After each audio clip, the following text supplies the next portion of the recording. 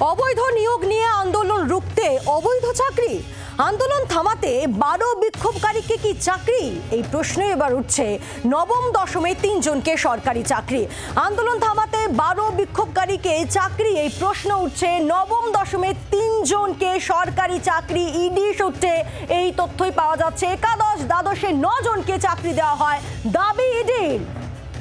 ED যে দাবি করছে তাই আপনাদের সামনে রাখছে আমরা। অবৈধ নিয়োগ নিয়ে চার্জশিটে বিস্ফোরক দাবি করেছে ইডি চার্জশিট, এবং সেই চার্জশিটে বিস্ফোরক দাবি করা হচ্ছে মন্ত্রিসভা থেকে 12 জনের নাম পাঠানো হয়েছিল বলে জানা যাচ্ছে। অবৈধ নিয়োগ নিয়ে চার্জশিটে বিস্ফোরক দাবি করছে ইডি, সেই দাবি আপনাদের সামনে রাখছি। মন্ত্রিসভা থেকেই 12 জনের নাম পাঠানো হয় বলে দাবি করছে ইডি। তার চার্জশিটে অত্যন্ত গুরুত্বপূর্ণ এই দাবি যা ইডি করছে।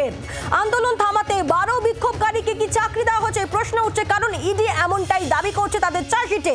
নবম দশমে 3 জনকে সরকারি চাকরি, একাদশ দ্বাদশে 9 জনকে চাকরি দেওয়া হয় এমনটাই দাবি ইডির। প্যানেল উত্তীর্ণ হওয়ার পরেও 12 জনকে চাকরি। অবৈধ নিয়োগ নিয়ে চার্জশিটে বিস্ফোরক দাবি ইডির। নির্দিষ্ট দপ্তর থেকে 12 জনের নাম পাঠানো হয় বলে দাবি করছে ইডি। আমরা কথা বলবো, বিক্রম দাস রয়েছেন সরাসরি প্রতিনিধি। বিক্রম, অর্থাৎ আমরা দেখেছি যে আন্দোলনকারীদের লাগাতার আন্দোলন, সেই আন্দোলন থামাতেই অবৈধভাবে ঘুরপথে চাকরি দেওয়া হয়েছিল, সেই বিষয়টি কি জোরালোভাবে ইঙ্গিত দিচ্ছে ইডির এই চার্জশিট? একেবারে এনফোর্সমেন্ট ডিরেক্টরেট কিন্তু তেমনই দাবি করছে তাদের চার্জশিটে। তারা যেটা জানাচ্ছেন যে একেবারে খোদ নবম এবং দশমে যে 3 জনকে চাকরি দেওয়া হয়েছে এবং একাদশ এবং দ্বাদশে যে 9 জনকে চাকরি দেওয়া হয়েছে, মেয়াদ উত্তীর্ণ বা প্যানেল উত্তীর্ণভাবে তাদেরকে কিন্তু মূলত তারা যে প্রতিরোধ গড়ে তুলেছিলেন, প্রতিবাদীদের মধ্যে ছিলেন বা যারা বিক্ষোভকারীদের মধ্যে ছিলেন, সেই বিক্ষোভ থামাতে বা সেই প্রতিবাদ থামাতেই কিন্তু মূলত মিনিস্ট্রি থেকে, একেবারে মন্ত্রক থেকে বা দফতর থেকে এই 12 জনের নাম এসে পৌঁছায় স্টাফ সিলেকশন কমিশনের কাছে বা স্কুল সার্ভিস কমিশনের কাছে, এবং তারপরেই কিন্তু তাদেরকে নিয়োগ করা হয় মেয়াদ উত্তীর্ণ বা প্যানেল উত্তীর্ণ হবে। মূলত উদ্দেশ্য ছিল এক্ষেত্রে যে প্রতিরোধ বা যে প্রতিবাদ বা যে বিক্ষোভ গড়ে তোলা হয়েছিল অনৈতিক চাকরির ক্ষেত্রে, সেই বিক্ষোভকারীদের মধ্যে দিয়েই এই 12 জনকে বেছে নেওয়া হয়, তাদেরকে একেবারে মেয়াদ উত্তীর্ণভাবে প্যানেল উত্তীর্ণভাবে চাকরি দেওয়া হয়। তার উদ্দেশ্য ছিল একটাই, যে এই প্রতিরোধকে প্রশমন করা, থামিয়ে দেওয়া। তার ফলেই কিন্তু এই চাকরি দেওয়া হয়েছে অনৈতিকভাবে, এমনটাই এনফোর্সমেন্ট ডিরেক্টরেটের তরফ থেকে চার্জশিটে দাবি করা হচ্ছে।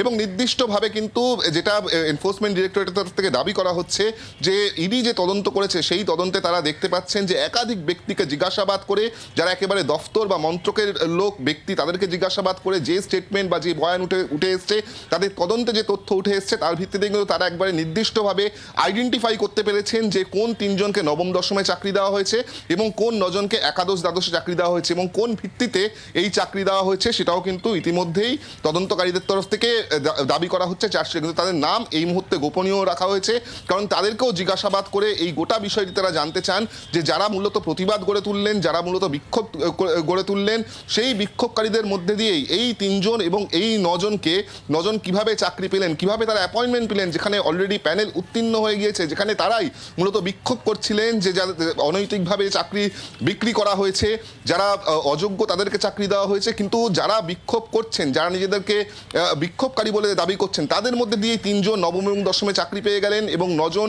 একাদশ এবং দ্বাদশে চাকরি পেয়ে গেলেন। সেটা কিভাবে হলো? একদিকে তাদের নাম মন্ত্রক থেকে সরাসরি এসএসসির কাছে আসছে, অপরদিকে কিন্তু আমরা যেটা জানতে পাচ্ছি যে এই মন্ত্রক বা দফতর থেকে যে নাম এসছে তার ভিত্তিতেই কিন্তু এসপি সিনহার সুপারিশপত্রে মূলত এই চাকরিগুলি এসএসসি বা স্কুল সার্ভিস কমিশনের তরফ থেকে দেওয়া হয়েছে, এমনটাই কিন্তু এনফোর্সমেন্ট ডিরেক্টরেটের তরফ থেকে দাবি করা হচ্ছে। অর্থাৎ যে আন্দোলন আমরা দেখেছি যে লাগাতার চলছিল, সেই আন্দোলন যাতে থামানো যায় তার জন্য এই অবৈধভাবে বা ঘুরপথে নিয়োগ করা হয়েছে প্যানেল উত্তীর্ণ হয়ে যাওয়ার পরও, এমনটাই কিন্তু চার্জশিটে ইডি দাবি করছে। সঙ্গে থাকো, আমরা কথা বলবো। আমাদের সঙ্গে টেলিফোনে রয়েছেন রাজ্য বিজেপির মুখপাত্র তথা রাজ্যসভার সাংসদ বিজেপির শ্রমিক ভট্টাচার্য রয়েছেন আমাদের সঙ্গে। শ্রমিক বাবু, ইডির যে চার্জশিট সেখানে দাবি করা হচ্ছে যে প্যানেল উত্তীর্ণ হয়ে যাবার পরও 12 জনকে নিয়োগ করা হয়েছে এবং শিক্ষা দফতর থেকে সেই 12 জনকে নিয়োগ করা হয়েছিল, এবং যে লাগাতার আন্দোলন চলছিল তা থামাতেই এই নিয়োগ, এমনটাই ইঙ্গিত করছে ইডি তাদের চার্জশিটে। কি বলবেন? দেখুন, কোন সরকারের বিরুদ্ধে যখন কোনো আন্দোলন চলে, সরকার সেই আন্দোলনকে প্রশমিত করবার জন্য প্রথমে আলোচনায় বসে। আলোচনায় বসবার পরে সেই আন্দোলনকে তাতেও যদি প্রশমিত না হয়, তাহলে সরকার বল প্রয়োগ করে। বিভিন্ন আন্দোলনকে প্রতিহত করবার জন্য সরকার বিভিন্ন ধরনের বিভিন্ন প্রকারের তারা অভিমুখ তৈরি করতে থাকে। তো তৃণমূল কংগ্রেস পুরো বিষয়টাকেই একটা দুর্নীতির আবহে মুড়ে ফেলেছিল। ওটা সমাজটাকে তারা খোলা বাজার বানিয়েছে। তারা মনে করেছিল যে মানুষের সবটাকে খুব সহজে কিনে ফেলা যায়। যেভাবে তারা মনে করেছে যে এই 1000 টাকার লক্ষ্মীর ভান্ডার দিয়ে সমস্ত মহিলার তারা সম্ভ্রম থেকে শুরু করে তাদের যে বোধ, তাদের যে রাজনৈতিক সচেতনতা, তাদের মত প্রকাশের অধিকারকে তারা কিনে নিয়েছে বা বাজেয়াপ্ত করতে সক্ষম হয়েছে। বিষয়টা এরকম নয়। এভাবেই তারা আন্দোলন ভাঙার প্রক্রিয়াতে মধ্যেও দুর্নীতি করে ফেলেছে। তো তৃণমূল আর দুর্নীতি সমার্থক শব্দ 29টা আসন লোকসভায় জিতলে সেটা টেকে যাবে না। হ্যাঁ, সুতরাং দুর্নীতি সর্বস্তরে সরকার পরিচালনার ক্ষেত্রে এবং আন্দোলন ভাঙার ক্ষেত্রে। ধন্যবাদ। বিক্ষোভ থামাতে বেআইনি নিয়োগ বিক্ষোভকারীদের কয়েকজনকে এবং 12 জনকে নিয়োগ করা হয়। শিক্ষা দপ্তর থেকেই 12 জনের নাম পাঠানো হয়, এমনটাই দাবি করছে ইডি। আমরা কথা বলবো, আমাদের সঙ্গে বিক্রম রয়েছে। বিক্রম, অর্থাৎ বিক্ষোভকারীদের মধ্যেই 12 জনকে নিয়োগ করা হয়। উদ্দেশ্য কি? বিক্ষোভ যাতে আটকানো যায়, এই দাবি ইডি করছে চার্জশিটে।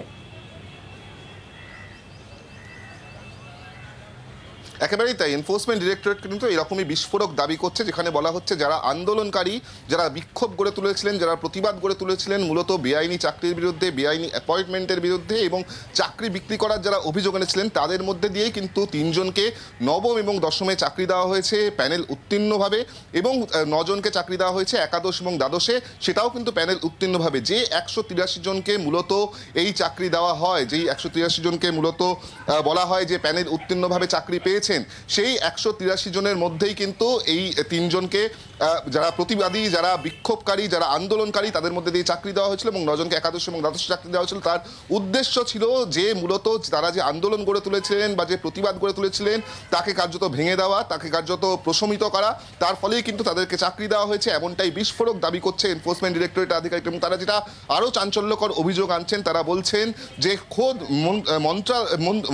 একেবারে মন্ত্রক থেকে, শিক্ষা মন্ত্রক বা শিক্ষা দপ্তর থেকে যে মূলত যে নামগুলি এসছে সেই নামগুলোকেই কিন্তু কার্যত অ্যাপয়েন্ট করা হয়েছে স্কুল সার্ভিস কমিশনের তরফ থেকে, এমনটাই বিস্ফোরক অভিযোগ আনছে এনফোর্সমেন্ট ডিরেক্টরেট আধিকারিক। এবং তার উদ্দেশ্য হিসেবে বা তার মোটিভ হিসেবে তারা যেটা বলছেন যে এই আন্দোলন বা প্রতিবাদ যা ছিল তা প্রশমিত করার জন্য, তা ভেঙে দেওয়ার জন্যই কিন্তু ইডির তরফ থেকে এমনটাই অভিযোগ আনা হচ্ছে যে এই 12 জনকে চাকরি দেওয়া হয়েছে, এমনটাই ইডির অভিযোগ। বিক্রম, আমরা দেখি যে এই ঘুরপথে চাকরি দেওয়ার অভিযোগে বেশ কয়েকজন ওজনদারদের গ্রেফতার করে কেন্দ্রীয় তদন্তকারী সংস্থা এবং তাদেরকে জিজ্ঞাসাবাদ করেই কি এই বিস্ফোরক দাবি ইডি করছে তাদের চার্জশিটে।